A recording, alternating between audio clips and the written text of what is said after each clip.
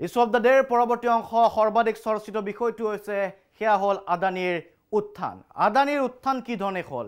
আদানীৰ উত্থান এই ধৰণে হৈছে যি ধৰণে এখন ছবি আছিল আমি দেখা পাইছিলোঁ আলিবাবাৰ 40 চোৰ আৰু তাত কি ধৰণৰ খাজানা এটা দেখুৱাইছিলে। আমি অন্য গ্ৰাফিক্সত দেখুৱাম আৰু তাৰ পাছত আমি সামগ্ৰিকভাৱে আপোনালোকক কম যে আদানী ক'ৰ পৰা ক'ত উপস্থিত হ'ল। খুলজা চিম এয়া দেখা পাইছে, আদানীক দেখা পাইছে আৰু আদানীক এই ধৰণে এতিয়া আদানীৰ যি ধন আদানীৰ জাপত আহিছে, আদানী গ্ৰুপৰ ওচৰত আহিছে, কি ধৰণে ধন বৃদ্ধি হৈছে সেই তথ্য আমি আপোনালোক দেখুৱাব বিচাৰিছোঁ।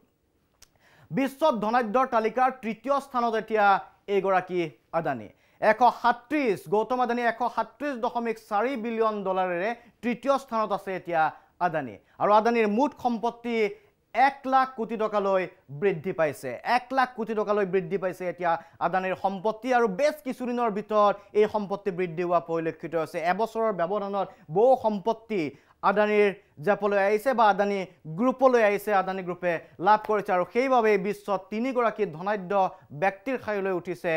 3 নম্বৰ স্থানলৈ উত্তৰণ ঘটিছে গৌতম আদানীৰ লাখ আৰু আদানীৰ মুঠ সম্পত্তি 1 লাখ কোটি টকালৈ এতিয়া বৃদ্ধি হৈছে।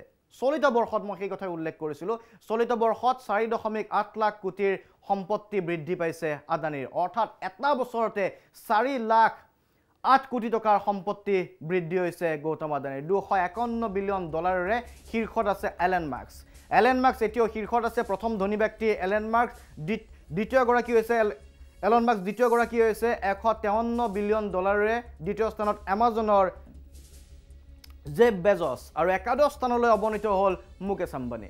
বিগত বৰ্ষত 32টা ব্যৱসায়িক চুক্তি গৌতম আদানীৰ আৰু ইতিমধ্যে চৰ্চাত আছিল NDTVৰ অংশীদাৰিত্ব ক্ৰয় কৰিছিল এইগৰাকী আদানী। আদানীৰ হাতত আৰু কি আহিছিল? দেশৰ সৰ্ববৃহৎ এয়াৰপোৰ্ট অপাৰেটৰ হিচাপে পৰিগণিত হৈছিল আদানী গ্ৰুপ আৰু ভাৰতৰ সৰ্ববৃহৎ ব্যক্তিগত বন্দৰ পৰিচালনা কৰিছে এতিয়া আদানীয়ে। গতিকে এই ধৰণে আদানীয়ে সম্পত্তি বৃদ্ধি কৰিছে, কিন্তু মূল প্ৰসংগটো হৈছে এই চৰ্চাও আছে, এই প্ৰসংগও আছে, চৰ্চাত আছে যে চৰকাৰীভাৱে চৰকাৰী যিবোৰ নীতি আছে সেই নীতিৰ ব্যৱহাৰ কৰিছে বা আদানীৰ নীতিমতে হয়তো আদানীৰ মতে হয়তো চৰকাৰে কিছু নীতি গ্ৰহণ কৰা বুলিও এছামে চৰ্চা চলাইছে।